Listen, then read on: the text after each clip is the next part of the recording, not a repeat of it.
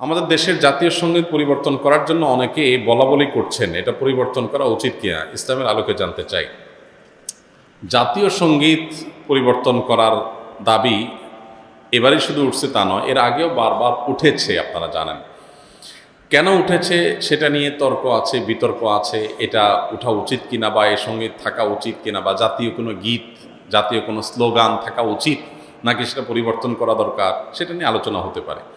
আমি সে আলোচনায় যাব, তার আগে একটু প্রাসঙ্গিক অন্য একটা বিষয় বলি। সেটা হলো যে দেশপ্রেমের নামে, দেশত্ববোধকতার নামে, দেশত্ববোধক কাজের নামে আপনি কোনো গীত, মিউজিক সংযুক্ত করে, বাদ্যযন্ত্র সংযোগে আপনি যদি কাউকে শুনতে বাধ্য করান, তাহলে সেটা তার স্বাধীনতার খর্ব করার শামিল, বিশেষ করে মুসলমানদের ক্ষেত্রে। কারণ ইসলাম যেহেতু বাদ্যযন্ত্র যোগে কোনো গান বাদ্যকে অ্যালাউ করে না, কোনো গানকে অ্যালাউ করে না, বিধায় আপনি দেশাত্মবোধক গানের নামে, দেশপ্রেমের নামে আপনি আমাকে যদি এটা চাপিয়ে দেন, তাহলে এটা হবে আমার অধিকার লঙ্ঘন করা, আমার অধিকার খর্ব করা। সোজা কথা, দেশের সংখ্যাগরিষ্ঠ মানুষ যেটাকে হারাম মনে করে, সেই কাজ আপনি দেশের মানুষের উপর চাপিয়ে দিতে পারেন না। হ্যাঁ, দেশের একটা স্লোগান থাকলো, একটা গীত থাকলো, সেটার কথা বলার ভিতরে যদি আপত্তিকর কোনো কিছু না থাকে, সেটা ভিন্ন বিষয়, অবশ্যই সেটা গ্রহণযোগ্য হতে পারে। এবার আসা যাক এই গানটা নিয়ে, যে আমাদের যে জাতীয় সঙ্গীত আছে, আপনারা জানেন যে রবীন্দ্রনাথের লেখা এই গানটি বাংলাদেশের জন্মেরও আরও বহু আগে তিনি লিখেছেন। তো এই গীতটা মূলত বাংলাদেশকে কেন্দ্র করে লেখা হয়নি।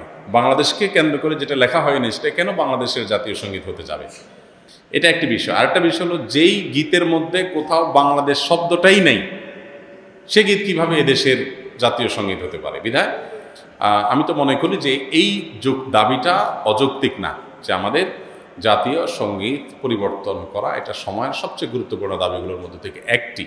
আরেকটা এখানে বিষয় হলো যে আপনারা জানেন যে হিন্দু ধর্মাবলম্বীরা তারা পূজনীয় বা দেবতা তুল্য এরকম কিছু মানুষ বা কোনো ব্যক্তি বা বস্তু থাকে, তাদেরকে তাদের দৃষ্টিতে তারা সেগুলোকে মা বলে সম্বোধন করে।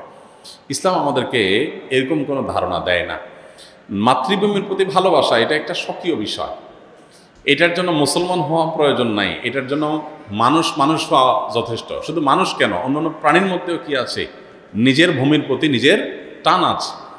একটা কুকুর, একটা বিড়াল, একটা প্রাণীও দেখবেন যে সেই যে ভূমিতে থাকে, বসবাস করে, বা যে ভূমিতে তার জন্ম বেড়ে ওঠা, সেটার প্রতি তার সহজাত একটা টান আছে। সেখানে মানুষের মধ্যে তো অবশ্যই আছে। আমাদের প্রিয় নবী সাল্লাল্লাহু আলাইহি ওয়াসাল্লাম মক্কা থেকে যখন হিজরত করে মদিনায় আসছেন, তাকে যখন কেবলা পরিবর্তন নির্দেশ করা হলো, তিনি যখন ফিলিস্তিনের দিকে নামাজ আদায় করছিলেন, তিনি বারবার করে মক্কার দিকে যেন কেবলা করে নামাজ পড়তে পারেন, নিজের মাতৃভূমির দিকে ফিরে যেন তার সালাত আদায় করতে পারেন, সেজন্য আল্লাহর কাছে বারবার করে বিভিন্নভাবে আর্গুমেন্ট পেশ করছিলেন। আল্লাহ তাআলা কোরআনে সেটা উল্লেখ করেছেন, ফালানুওয়াল্লিয়ান্নাকা কিবলাতান তারদাহা, হে রাসূল, অচিরেই আপনাকে আপনার মনের মতো আপনি যে কেবলার প্রত্যাশা করছেন সেদিকে ফিরে সালাত আদায় করার নির্দেশ দান করবে। এখান থেকে বোঝা যায় মাতৃভূমির প্রতি সহজাত টান থাকা এটা একেবারে প্রাকৃতিক একটি বিষয়। বিধায় এটার জন্য কোনো জাল হাদিস বানানোর কোনো প্রয়োজন নাই, যে হব্বুল ওয়াতন মিনাল ঈমান, দেশপ্রেমের অঙ্গ, এরকম কোনো হাদিস নবী সাল্লাল্লাহু আলাইহি ওয়াসাল্লাম বলেন নাই। নবী সাল্লাল্লাহু আলাইহি ওয়াসাল্লাম নিজেই নিজের মাতৃভূমিতে তার ভালোবাসা ছিল। সো একজন মানুষ হিসেবে আমাদের মধ্যে সেটা থাকবে, দায়িত্বশীলতা থাকবে, সেটাই স্বাভাবিক। আলাদা করে জাল হাদিস বানানোর প্রয়োজন না। যাই হোক, তো মাতৃভূমির প্রতি টান এক জিনিস, আর সেটাকে পূজা করা আরেক জিনিস। ইসলাম আমাকে এটাকে পূজনীয় করতে বলে নাই। বিদায় সংখ্যাগরিষ্ঠ মানুষের বিশ্বাসের সাথে যেমন যায় না, এই গীত বাংলাদেশকে কেন্দ্র করে লেখা হয় নাই, এটা বাংলাকে কেন্দ্র করে লেখা হচ্ছে, যেটা পশ্চিমবঙ্গ পূর্ববঙ্গ মিলায়া। অতএব এই জ্ঞান মূলত এই দেশের জন্য না, যার কারণে এই গীত বা স্লোগান বাংলাদেশের, এটা পরিবর্তন হওয়াটাই হলো যৌক্তিক। এটাকে যারা মনে করেন অপরিবর্তনীয় বা পরিবর্তনের দাবি তুললেই যারা মনে করেন যে বোধহয় সব গেল, তারা কি এটাকে কোরআন হাদিস মনে করেন নাকি, যে কোরআন হাদিস এটা পরিবর্তন করা যায় না, এটা পরিবর্তনযোগ্য। অতএব এটা পরিবর্তন করার দাবিটা আমি ব্যক্তিগতভাবে মনে করি যে অযৌক্তিক নয়। কাওয়ালি গান শোনা কি হারাম নাকি জায়েজ? দেখুন, কাওয়ালি গান এর কথামালা যদি খারাপ না হয়, অর্থাৎ সেটার যে কথাগুলো আছে সেখানে যদি এমন কিছু না থাকে যেটাতে শিরক আছে বা হারাম কিছু আছে, তাহলে সেটা খালি গলায় গাইলে সেটা জায়েজ আছে, শোনাও জায়েজ আছে, গাওয়াও জায়েজ আছে। যদি খালি গলায় গাওয়ার পাশাপাশি তার সাথে বাদ্যযন্ত্র যুক্ত হয়, তাহলে পৃথিবীর উল্লেখযোগ্য কোনো আলেম নেই যার ফতোয়া আছে এটা হালাল হওয়ার। অর্থাৎ সবাই প্রায় একমত যে বাদ্যযন্ত্র যখন যুক্ত হবে তখন গানের কথামালা ভালো থাকলেও সেটা কি হয়ে যাবে, হারাম হয়ে যাবে। একজন মুসলিম হিসাবে হালাল হারাম মেনটেন করা আমাদের জন্য খুবই গুরুত্বপূর্ণ বিষয়। এটা ঐচ্ছিক কোনো বিষয় না। মনে রাখবেন, শরীয়ত যে বিষয়গুলো হারাম করেছে কিন্তু আমাদের বুঝে আসে না কেন হারাম করেছে, আপনি নিশ্চিত থাকবেন যে অকাট্যভাবে শরীয়তের কোরআন হাদিসের আলোকে যেটি হারাম হওয়া প্রমাণিত হয়েছে সেই বিষয়ে অবশ্যই শরীয়তের কোনো হিকমা বা রহস্য আছে। অর্থাৎ আল্লাহ সুবহানাহু ওয়া তাআলা নিষেধ করেছেন আর কোনো কারণ নাই, লজিক নাই, এটা হতে পারে না। যেমন গানের কথায় যদি আপনি বলেন, গান এর সাথে যখন বাদ্যযন্ত্রের সংমিশ্রণ হয় মানুষের মনের ভিতরে যে এক ধরনের ভাব তৈরি হয়, এর ফলশ্রুতিতে মানুষ শয়তানের সাথে কানেক্টেড হয়, শয়তান দ্বারা খুব বেশি প্রভাবিত হতে থাকে।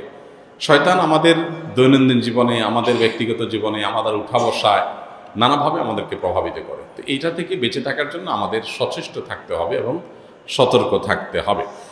তো শরীয়ত সেজন্য আমাদেরকে বাদ্যযন্ত্রের ব্যাপারে খুবই সতর্ক করেছে।